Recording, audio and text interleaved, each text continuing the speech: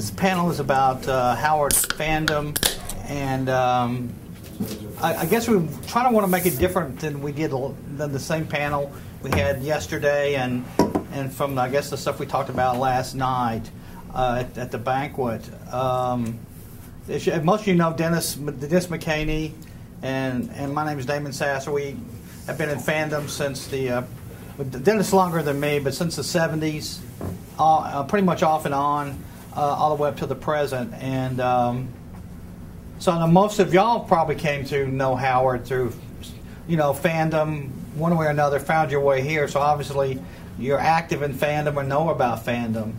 So what I wanted to ask Dennis was, what do you think about the state of fandom today? I think it's very healthy. It's very different. The online presence is what it used to be like before. It's great, really. It's a lot better for everybody.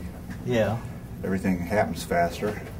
Sorry we were late, folks. We were at the Foundation Legacy lunch, and I couldn't recommend the chicken tenders. But they weren't very tender?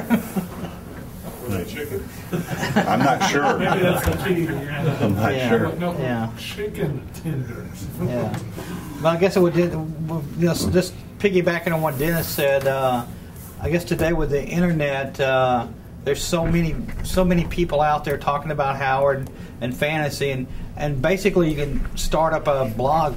There's places you can start a free blog, so it doesn't cost you anything. You don't have to buy a domain name or anything like that. So anybody can have their own blog and write about Howard or anything else that interests them. And there's also a trend toward fanzines that are online.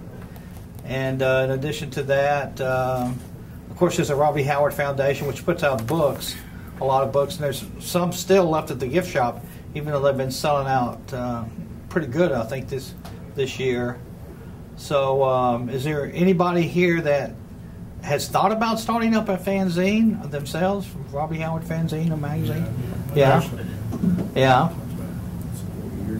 You're sort of nervous about how to start or what to do first? Well, basically, you just have to contact a lot of people. A lot of people like myself and Dennis, and other people that have published them. But the thing is basically just taking that first step and getting started. And you'd be surprised at how cooperative and nice we really are. Yeah. We'll help. Yeah, we'll help. So. Do you guys you both have blogs? I have one that I haven't posted anything on 9 months. But blogging it's great for the internet, and it's a lot of good material in there. But the internet doesn't last forever. So I mean, if you really want to leave a permanent footprint behind, you need to do it in print. Yeah. I do have a blog at my web. It's also a website. He won an award for it. Yeah, I won an award for it last night. Yeah. REH. Sounds like I knew you did, but I wasn't sure if you did. Yeah. I have one, but I haven't done anything to it in a long time. I'm about to start it back up for a certain reason. It's Dennis McHaney's Robert E. Howard. Is that I think so. Yeah. And mine is REH2GunRaconteur.com. And I have besides myself, there's three other people that regularly post on it, and some guest bloggers that come on from time to time. And if anybody wants to post a blog, has something they want to post on the internet they think is worthwhile, I'm willing to post it if you send it to me. I'll take a look at it, and if I think it's something that people would be interested in, I can put it on my blog and put y'all down as a guest blogger. So basically, Dennis and I would like to see more people get involved in Howard fandom. And we think more people involved means spreading the word and more people finding out about Howard and getting involved with Howard. And ultimately, it benefits everyone because there's more material coming out. And, of course, we're hoping that also the quality of the movies will improve. Now, everyone's excited about the Conan movie, but the big thing with the movies is they tend to... it goes Hollywood, which I understand because they have to make money off the movies. But I think they can still put the Howard stuff in there, which is great stuff, to adapt to Howard stories and still make money off of them.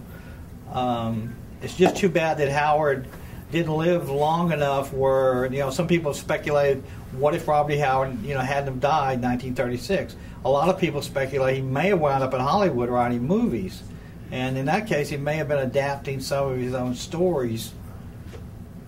And that would have been great. That would have been great if that had happened. But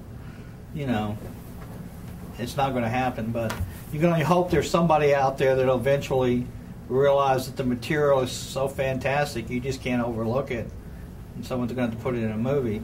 And I know there's a couple of fan movies out there. There was a short Solomon, The Return of Richard Grenville short film. I think it's on YouTube, and they're making a group of people is making a Frost Giant's Daughter movie, amateur film, and so the fans want it, and they're even making it to themselves. They're so hungry to see it in film. So hopefully Hollywood will pick up on that, and so there's a lot of people that want to see the real deal, and that would certainly help Howard Fandom a lot. There's a filmmaker in Austin that's working on planning some Howard short films.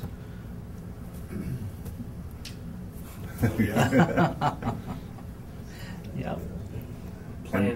Planning, you're in it right now. Yeah. Whatever happened to the animated Red Nails that they were doing? That fell by the wayside. I haven't seen anything on that in years. So that was a pretty good.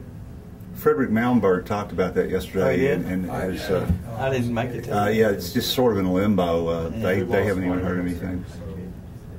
They went to comic type distributors and said, "Hey, if you want this, give us money." They're like, "Who knows? Why would we pay? We don't care." But it's just a financing thing. They went broke pretty much with it. That happens with a lot of. Well, they put out some comics, because I know one company put out some Kane stuff, but not very much. Well, Frederick said they did this one little test strip, and that's the last thing he's seen or heard from them, and that was years ago. And I don't know if you saw the trailer or not yesterday, but the movie looks fantastic.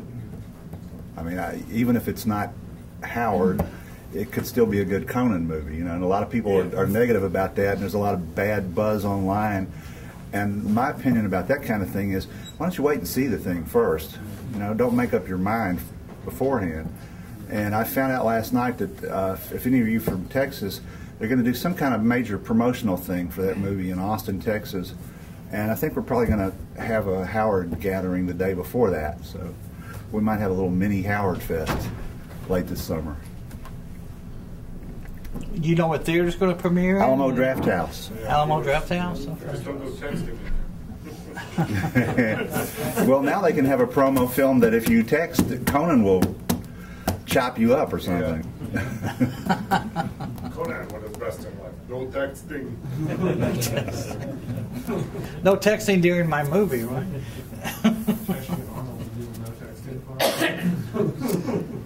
Does anybody have any questions about Howard Fandom or Dennis and I's the magazines we put out or anything like that? Yeah. What do you think the state of the internet versus print fanzines? I mean, how do you see that? Do you think print fanzines are going to be falling by the wayside in the future? No. The internet is not permanent. Blogs are going to come and go. Servers are going to, and people aren't going to. If someone dies, no one is going to pay to keep their stuff up. It's not a permanent thing. Like I said earlier, if you actually want to leave a footprint, you need to do it in print because that'll be around. So even the professional bloggers release books of their collected blog posts. That's good. Yeah, that's It's great. a way to preserve it. Right. That's what should be done. Very established, and it seems very permanent, but it's not. Right. At some point, someone's going to stop paying for the Sumerian blog to be up. Yeah, totally. Yeah.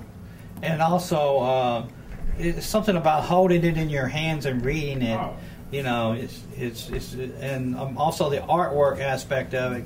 Because Dennis, we use a lot of art in our publications, and it's something about the artwork. You can't really, you can post it on the blog and put it with it. It's just not the same as seeing it right next to the print, when you're reading it, and have it integrated into the print. Yeah, like this. Yeah, this is a project. This is a book that we did last year for the illustration theme, and it wasn't finished in time. We didn't get some of the material on time. And so we probably are going to put this out later this year if we can clear it with Paradox. It's a book of it's got sections on Weird Tales and Frazetta and Crinkle, and Damon did a piece on Steve Fabian. I did one on Crinkle and Frazetta. Bill Cavalier did a piece on Jeff Jones. Frank Kaufman did a nice thing on Weird Tales. So this might be our next book, but yeah. But I know that a lot of people came to Howard through the Frazetta covers and the Jeff Jones covers, and there's a large. If you look at it, sometimes you go online, you can go to like an artist's website and just look at all the paintings. It's like you'd be amazed at all the covers they did, and there's hundreds of them out there. I was amazed, particularly with Jeff Jones, that there were so many of them, because I know she would post them on Facebook, and there were so many covers. I would see one and say, yeah, I remember that cover for some obscure writer everyone's forgotten about, but the cover's there, and the cover really pops out at you, but you don't really remember the story, even if you read it. And I know a lot of people would buy the books just for the artwork. They wouldn't even read the stories because some of them were pretty dreadful. A lot of them, a lot of the knockoff sword and sorcery heroes that came out, during the 60s and 70s, and but the artwork was great, and I think that's really what sold the books, was the artwork, not necessarily the content, and people collected them for that. I've wondered in regard to the Kindle and those kind of ebook readers, because that doesn't duplicate well, at least not yet on a Kindle. Yeah. That gorgeous art. And I mean, the stories you can buy. I bought some Howard and some Lovecraft stuff on Kindle, but I don't know, it's not the same. No, it's not the same. It's not the resolution. I guess I know there's a color Nook out, and also the iPad, has color, and I guess. And in that case, it would certainly, be beneficial, to have. If you had one of those, it would be a lot better. But the Kindle, they're going to have to do something to catch up with the Nook and the iPad. those are bad for your eyes too. Buy a book. Yeah, it's better to buy a book. No, they don't smell right. Yeah, they don't have that smell, and just a matter of holding it, and you can't really. Well, if you can put it on the shelf, but you have a pretty empty bookcase with just a Kindle sitting there. That's right. No other books with it.